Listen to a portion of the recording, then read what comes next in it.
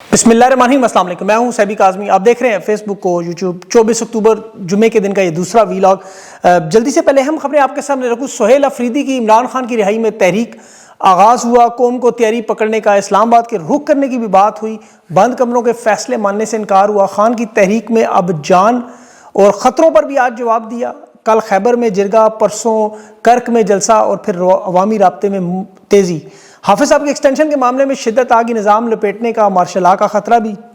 Chief کی پوری family کے اثاثے اور نام لیک کرنے والی بڑی گیم یہ آپ کے سامنے رکھتا ہوں۔ رضوی برادران کا بھی اس وقت آئی جی پنجاب نے دونوں کو لاپتہ قرار دیا۔ کس کے پاس ہے؟ کالعدم کا نوٹیفیکیشن میں بھی بہت بڑی ٹیکنیکل واردات نہیں جو ابھی ہوئی۔ اور محمود اچکزئی کو روکنے کے لیے اپوزیشن لیڈر عمر یو کی نیلی کا آئینی بینچ میں 27 تاریخ کو کیس، اور لیڈر اپوزیشن پنجاب کی بھی آج دھویں-دھار واپسی۔ مریم نواز کی معیشت پر بھی بات ہوئی، اور آج بڑی خطرناک ویڈیو کالعدم تنظیم نے پاک فوج کے چوری شدہ اسلحے کی نمائش جاری کر دی۔ اور علیمہ خان کی چادر بھی 50 لاکھ جو انڈا لگنے والی فروخت پیسے شوکت خانہ میں جمع۔ اور بہت بڑی خبر جو ڈونلڈ لوک جس نے سائفر بھیجا، اس کی ریپلیسمنٹ امریکہ نے پال کپور کو لگایا، پاکستانی اسٹیبلشمنٹ کا سب سے بڑا دشمن۔ اس کی میں تفصیل آپ کو بتاتا ہوں۔ اس کے ساتھ اسرائیل کے وزیر نے بھی آج ویسٹ بینک قبضے کا فیصلہ، اور ٹرمپ کی مسلمان ممالک کی جھوٹی تسلیاں بھی پکڑی گئیں۔ تفصیل سے ان سب خبروں کی بات کریں تو سب سے پہلے سہیل افریدی کا جو آج پہلا عوامی جلسہ چرسدہ میں ہزاروں کی تعداد میں عوام کی اکثریت نے یہ ثابت کیا ہے کہ اس وقت جو خلا قیادت اور عوام کے درمیان پچھلے ایک سال میں علی امین گنڈا پور کی وجہ سے پیدا ہوا تھا، وہ ختم ہو گیا۔ قیادت اور عوام سیم پیج پہ ہیں۔ عمران خان کی وہ حکمت عملی جس میں اسٹیبلشمنٹ دیکھیں بڑی بری طرح پھنسی کہ اگر سہیل افریدی کو قبول نہ کریں، ان کے لیے جو مسئلہ اگر طاقت سے ہٹانے کی کوشش کریں، کیونکہ اسے جھکا نہیں سکتے، لالچ سے خرید نہیں سکتے، رشوت، فائلیں، ویڈیو یہ نہیں چل سکتی، جان سے مارنے کی دھمکیاں، جس نے خود سہیل افریدی نے جلسے میں اعلان کیا کہ مجھے باقاعدہ پیغام دیا ہے کہ چرسدہ اور خیبر نہ جانا، مارے جاؤ گے، لیکن اس نے کہا مجھے موت کا خوف نہیں ہے، خان کے لیے جیوں گا، خان کے لیے مروں گا۔ یہ خان سے محبت ہے جو تحریک انصاف کے ورکرز کی آپ کو نظر آتی ہے، لیکن اس لیول پر یہ محبت کا اظہار اسٹیبلشمنٹ کو گوارا نہیں ہے، کیونکہ 3 سال سے محنت کریں کہ عمران خان کا نام بند کریں۔ دیکھیں 2 نام پاکستان میں لینا بہت مشکل ہے، ایک عمران خان کا اور دوسرا army chief general Asim Munir صاحب کا۔ یہ دونوں نام پبلک میں لینے کی اجازت نہیں ہے، اور دونوں کی وجوہات مختلف ہیں۔ اب سہیل افریدی جب ایسے الفاظ کھل کر عوام کی نمائندگی کرتے ہوئے کہتا ہے تو اسٹیبلشمنٹ کو تکلیف ہوتی ہے۔ اسی لیے اکثر میڈیا ٹاک شوز میں جو آپ سنتے ہیں نا کہ وہ عمران خان کے عشق کی بات کرتے ہیں، عمران خان کے لیے جیوں گا مروں گا، تو اسٹیبلشمنٹ کو تکلیف ہوتی ہے۔ لیکن آج اس نے عوام سے ریفرنڈم کروا لیا کہ جس دن میرا نام وزیر اعلیٰ کے لیے آیا اسی دن پیغام آیا کہ تم قبول نہیں، عوام بتائے کہ کیا آپ کو میں قبول ہوں یا نہیں۔ تو لوگوں نے قبول ہے قبول ہے قبول ہے کے نعرے لگا دی۔ اور جو سب سے اہم پیغام خان کی کال کا تیاری پکڑنے کا پارٹی کی طرف سے جعل ہدایات آنے والی ہیں، اس میں میرے پاس بڑی اہم خبر ہے۔ دیکھیے جڈیالہ جیل میں سلمان اکرم راجہ اور جنید اکبر سمیت عمران خان کی طرف سے جو مکمل ہدایات لائمن مل چکا ہے کہ عمران خان کا اگر رابطہ پارٹی رہنماؤں سے کاٹ دیا گیا تو اس کے بعد کرنا کیا ہے، لائے عمل کیا ہے، یہ باقاعدہ ریکارڈنگ بھی موجود ہے۔ لیکن اسٹیبلشمنٹ کو اس بات کا پتہ ہے، اور وہ خوفزدہ بھی اسی بات سے ہیں کہ نومبر میں کیا ہوگا۔ سہیل افریدی نے بڑے ٹیکنیکل انداز میں خیبر سے معاملہ شروع کیا، امن جرگے سے، چرسدہ کرک میں جلسوں سے، اور جو تنظیم سازی کا عمل جنید اکبر مکمل کر چکا ہے۔ یہ عین ممکن ہے کہ 15 نومبر کے قریب آپ کو بڑی کال نظر آ جائے۔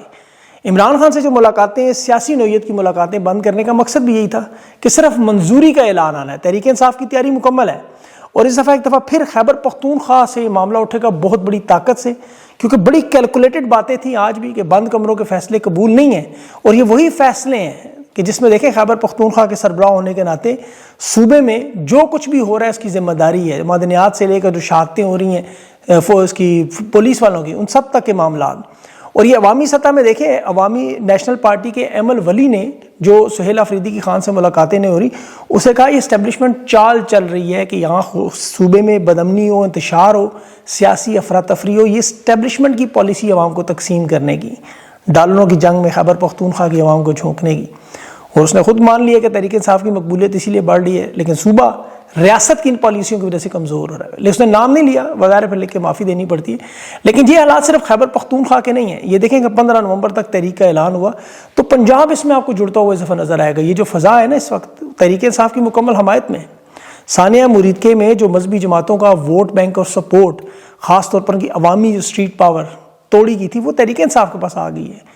جو حالات بنے ہیں اس میں تحریک انصاف کو اب عوامی حمایت میں پنجاب میں، جہاں دیکھیں نون لیگ اور حافظ صاحب کے درمیان جو ایکسٹینشن کے معاملے پر مسائل ہیں، پھر 2 ایجنسیوں کی جو آپس میں لڑائی اور مخالفت ہے، اس میں یہ سب کچھ تحریک انصاف کی حمایت میں جاتا ہوا نظر آ رہا ہے۔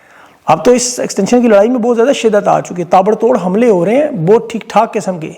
اور نون لیگ کی سیاست کا میں نے آپ کو کل بھی بتایا تھا، یہ عوامی سیاست نہیں کرتے. ان کی جو رہنما ہے عالیہ شریف اور زرداری صاحب، یہ باقاعدہ جرائم پیشہ تنظیموں کے سربراہان کی طرح کام کرتے ہیں. وہ پوری ثبوت اور دلیل آپ کو سمجھا دیتا ہوں. اسٹیبلشمنٹ کے ساتھ دیکھیں جو معاملہ بنا ہوا ہے، اس میں نے خبر مل چکی ہے کہ نون لیگ کو اور پیپلز پارٹی کو ایکسٹینشن کے بعد 27ویں ترمیم کے بعد سب سے پہلے جو 18ویں ترمیم ختم ہوگی، صدر کے پاس 58(2)B کی پاور کہ جب چاہے اسمبلی ختم، ایک دستخط کی مار. ان کی حالت مسلم لیگ کاف سے بھی بری ہوگی. ٹیکنوکریسی حکومت ہے تو پھر پرفارمنس کارکردگی اور کرپشن کھلے گی زیادہ تفصیل میں. مکمل مارشل آرٹ جس میں انہیں نقصان ہے کیونکہ حکومت تو ان کے پاس ہے. اس لیے جو حالات بنے ہوئے ہیں اس میں جو فضا بنی ہے، انہیں اپنا سیاسی بیانیہ بھی چاہیے. مدت ملازمت کے بعد 26ویں ترمیم کے بعد آرمی چیف کے سارے معاملات طے ہو جائے. اب دیکھا جائے تو ایک کاغذ کی 2 لائنیں ہیں صرف عوام ایکسٹینشن کی. کوئی بڑا مسئلہ تو نہیں جہاں روزانہ تھوک کی بنیاد پر انٹرنیشنل MOUs سائن ہوتے ہیں. ایک صفحہ نکالنا کون سی بڑی بات ہے. لیکن حالات ہیں کہ ایک طرف طاقتور چیف، ایک طرف نون لیگ اور دوسری طرف بیچ میں لوگ. اچھا نون لیگ کی دیکھیں میں نے کیوں کہا یہ، ابھی آپ کو سادہ سا نفسیاتی سے شہباز شریف نظر آتا ہے جو یہ پنجاب میں ماورائے عدالت قتل عام کر چکا ہے. بڑے شفاق لوگ ہیں، ان کے اقتدار کے لیے ہر لیول تک گرنے کے لیے تیار ہے. جو رانا ثناء اللہ نے آج سیاسی اپنے اوپر خود کو حملے کیے ہیں، لبیک پارٹی فوج اسٹیبلشمنٹ پہ الزام لگایا کہ انہیں بنانے والے فوج کے لوگ ہیں خود، اور ان کا جو ووٹ بینک ہے وہ فوج نے چھینا. وہ کہہ رہا ہے کہ پنجاب کے، یہ دیکھیں جو پولیس کی IG کی رضوی برادران کے حوالے سے پریس کانفرنس تھی آج، وہ کہہ رہا ہے کہ اسٹیبلشمنٹ کے پاس موجود ہے، ہمارے پاس نہیں ہے. مطلب یا تو راستے سے ہٹایا گیا جس کا وہ IG اور رانا ثناء اللہ خطرناک صورتحال جانتے ہیں. وہ علامہ شرک پوری صاحب نے بھی بات کی کہ وہ سعد رضوی ٹائپ لوگ خاموش ہو کے نہیں بیٹھتے، مذہبی سیاسی جماعتوں کے لوگ جن کے اتنے زیادہ فالوورز ہو، اتنا بڑا آپ کو پتہ ہے ووٹ بینک ہو. یہ تحریک انصاف کے کوئی 150 کے قریب مفرور لوگ تھے، مراد سعید سمیت، یہ سب ہم سے رابطے میں تھے، آپ کو پتہ ہے. اس طرح یہ خاموش نہیں ہوتے.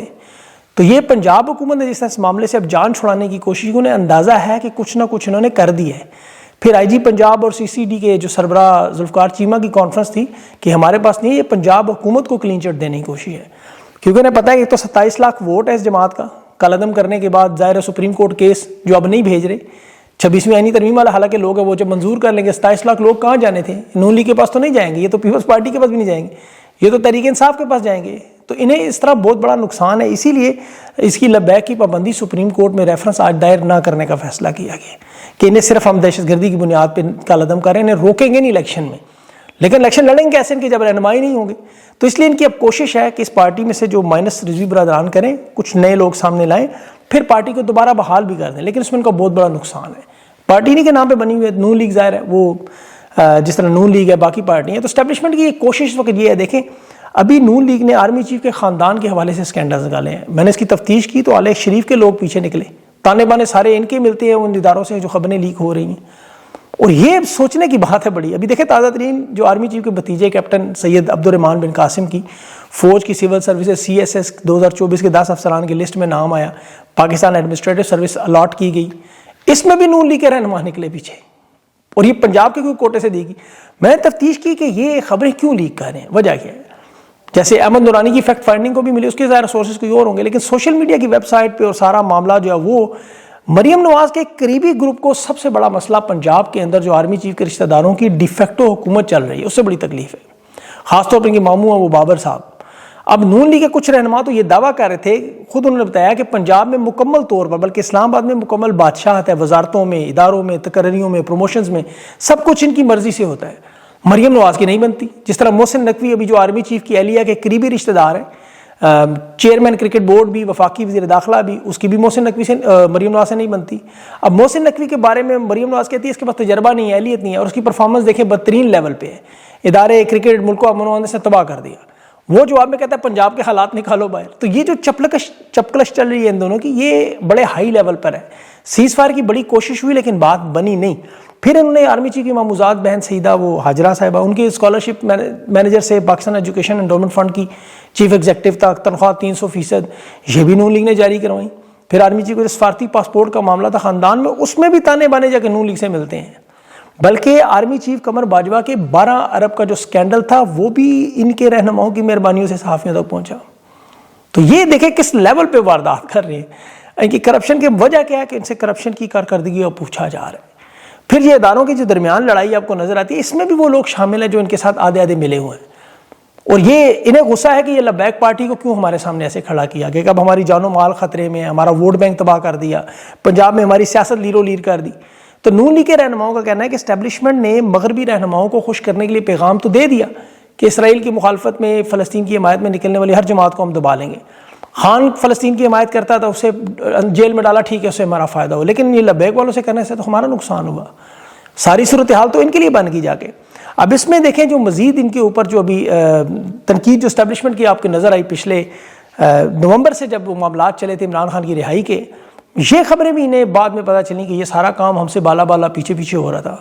ڈونلڈ ٹرمپ کے آنے سے پہلے جو عمران خان کی رہائی پر اسٹیبلشمنٹ تیار تھی، حکومتی پیشکش بھی تھیں، وفاقی وزیر کا جہاز بھی تھا، محسن نقوی کا جہاز تھا، وہ عمران خان سے وہ ویڈیوز بنوانے تاکہ انہیں فیس سیونگ ملے، سارے معاملات وہ جو آپ حالیہ بیانات دیکھ رہے ہیں آپ ان لوگوں کے جو اس وقت تو اسٹیبلشمنٹ کے ساتھ بیٹھے ہوئے ہیں، لیکن اس میں زیادہ تر لوگ جا چکے ہیں، صرف بیرسٹر گور اور بیرسٹر صاحب دو لوگ موجود ہیں۔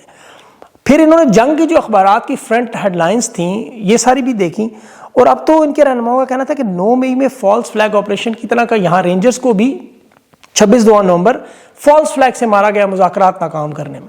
تو اس میں تو دیکھیں کوئی دو رائے نہیں، اسٹیبلشمنٹ کی نیک نیتی نہیں ہے، اسے ہم تسلیم نہیں کر سکتے۔ یہ جو بھی کرتے ہیں دباؤ میں کرتے ہیں، ان کے دانت پیٹ میں ہیں، دکھانے کے اور ہیں، کھانے کے اور ہیں، لیکن جب یہ مجبور ہو پھنس جائے تو پھر راستہ نکالنے کے لیے کوشش کرتے ہیں۔ نجم سیٹھی صاحب نے دعویٰ کیا کہ یہ عمران خان نہیں مان رہا، ورنہ جس نے 1 سال پہلے آفر دی گئی تھی عمران خان کو کہ بشرا بی بی کو بنی گالہ منتقل کریں اور آپ ٹویٹر اکاؤنٹ اور سوشل میڈیا بند کر دیں تو ابھی بھی راستہ نکال سکتے ہیں، لیکن عمران خان نہیں مان رہا، یہ سب جانتے ہیں۔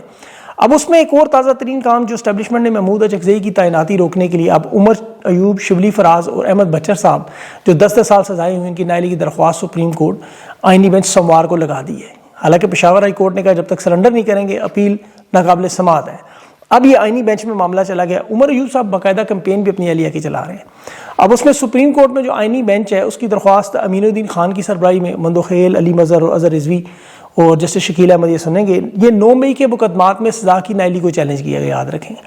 اور اس میں چونکہ اس کیس میں 3 جج آپ کو ہر جگہ بیٹھے رہتے ہیں جہاں تحریک انصاف کا کیس ہو، مجھے لگتا ہے کہ اس دفعہ شاید عمر ایوب اور ان سب کی نائلی کو ریورس کر دیں گے، کیونکہ اسٹیبلشمنٹ محمود اچکزئی کو کسی صورت میں اپوزیشن لیڈر بنانے پر تیار نہیں، جس طرح سہیل افریدی کے۔